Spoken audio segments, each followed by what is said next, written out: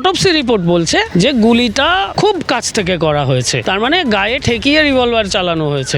একজন অফিসারের service revolver নিয়ে ছুটে পালাচ্ছে, অদ্ভুত কথা। একজন অফিসার, তিনি কি কম্পিটেন্ট নন নিজের সার্ভিস রিভলভারকে প্রোটেক্ট করার জন্য? এই লোকটি যাকে অ্যারেস্ট করেছিল এবং এনকাউন্টার করলো প্রভাত মণ্ডলকে, এই প্রভাত মণ্ডলের কাছ থেকে অনেক ইনফরমেশন বেরিয়ে আসছিল যেগুলোতে ওই শাসক দল আশ্রিত ওই ব্যক্তিগুলির অসুবিধা হচ্ছিল। যখন আসামি পালিয়ে যাচ্ছে তখন তাকে গুলি করার হলে তার হাঁটুর নিচে পায়ের দিকে গুলি করার কথা, গুলিটা লেগে যাচ্ছে পিঠে বুকে, কি করে হচ্ছে? যে স্টোরিটা সবার সামনে আনা হয়েছে, যে গল্পটা ফাঁদা হয়েছে, তাতে বলা হচ্ছে যে সার্ভিস রিভলভারটা ছিনিয়ে নিয়ে পালাচ্ছিল। পালাতে গেলে তো বেশ কিছুটা এগিয়ে যাওয়ার কথা, তাহলে কিছুটা দূর থেকে গুলিটা চলার কথা, তা হয়নি। কিন্তু বারুইপুর ঘটনাতে দেখতে পেয়েছি প্রথমবার বাংলায় এনকাউন্টার করা হয়েছে অন্যতম অভিযুক্ত প্রভাস মণ্ডলকে। সেই জায়গায় দাঁড়িয়ে এইভাবে কি এনকাউন্টার করা যায় আইনে? কি না, এনকাউন্টারটা কখনোই আইনত মানে আইনানুগ ব্যবস্থা নয়। এনকাউন্টার ঘটনাক্রমে ঘটে যেতে পারে, এটা এক্সেপশনাল ক্ষেত্রেই হতে পারে, মানে কোনো ব্যতিক্রমী ক্ষেত্রেই এটা ঘটে যেতে পারে।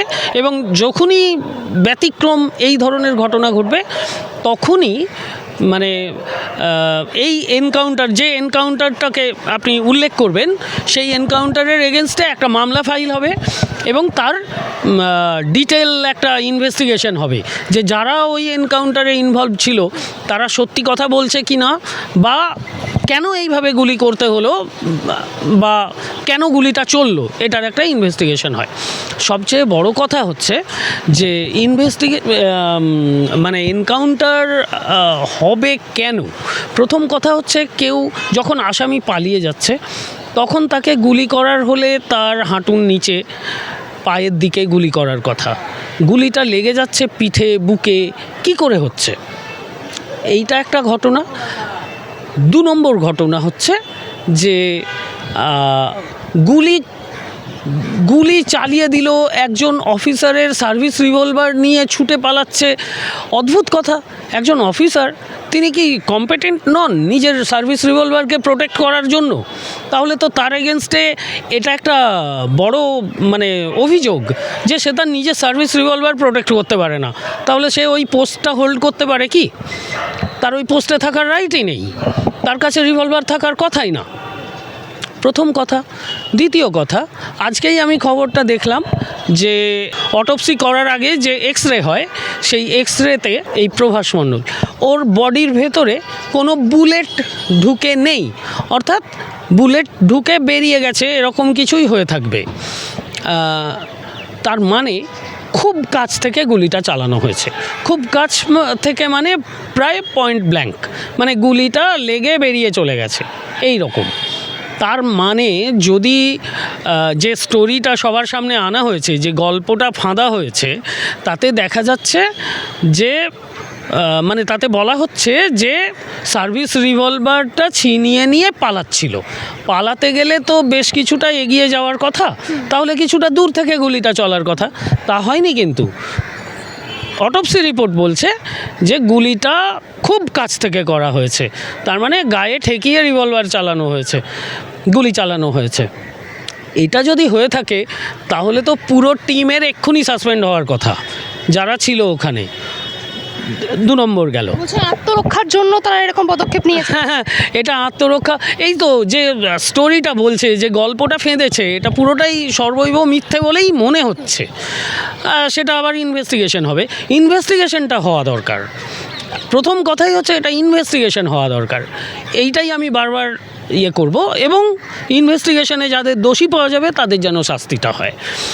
এরপরের কথাটা হচ্ছে যে গুলি যে চালানো হলো, গুলিটা কেন কোমরের ওপরে চললো? পালিয়ে যাচ্ছিল, আত্মরক্ষার চেষ্টা হচ্ছিল, সবই বুঝলাম, কিন্তু তাহলে তো হাঁটুর নিচে গুলি করার কথা, কোমরের নিচে থাকার কথা, কেন মানে কোমরের ওপরে গুলি লাগবে কেন? এই জায়গাটায় কোনো উত্তর পাওয়া যায়নি। রাত্রি 12টা 45 কোনো এভিডেন্স না রেখে, কোনো ভিডিওগ্রাফি না করে কেন এইভাবে রিকনস্ট্রাকশন করতে নিয়ে যাওয়া হলো রাতের অন্ধকারে? এটার কোনো উত্তর তো সাধারণ মানুষ অনেকেই জানতে চাইছেন সব ধরনের রিকনস্ট্রাকশন কি এরকম রাতের বেলায় হয়ে থাকে? সাধারণ মানুষ, আমারও তো এটাই জানার যে কেন কেন এইভাবে এটা কেন করা হলো। উল্টো দিক থেকে আবার দেখা যাচ্ছে যে শাসক দল আশ্রিত কিছু লোকজন তারা এই লোকটি যাকে অ্যারেস্ট করেছিল এবং এনকাউন্টার করলো প্রভাত মণ্ডলকে, এই প্রভাত মণ্ডলের কাছ থেকে অনেক ইনফরমেশন বেরিয়ে আসছিল যেগুলোতে ওই শাসক দল আশ্রিত ওই ব্যক্তিগুলির অসুবিধা হচ্ছিল। তা সেই নিয়েও তো কিছু মানে ভিডিও রেকর্ডিং আমি শুনলাম, সত্য অসত্য আমি জানি না, কিন্তু যা ভিডিও রেকর্ডিংয়ে শুনতে পেলাম তাতে পরিষ্কার বোঝা যাচ্ছে যে ওই লোকগুলোর অসুবিধে হচ্ছিল এই প্রভাত মণ্ডল যদি মানে সব কিছু বলে দেয় তাহলে। তাই ওর মানে গলাটা সারা জীবনের মতো বন্ধ করে দেওয়ার জন্য এই ব্যবস্থা বলেই মনে করা হচ্ছে।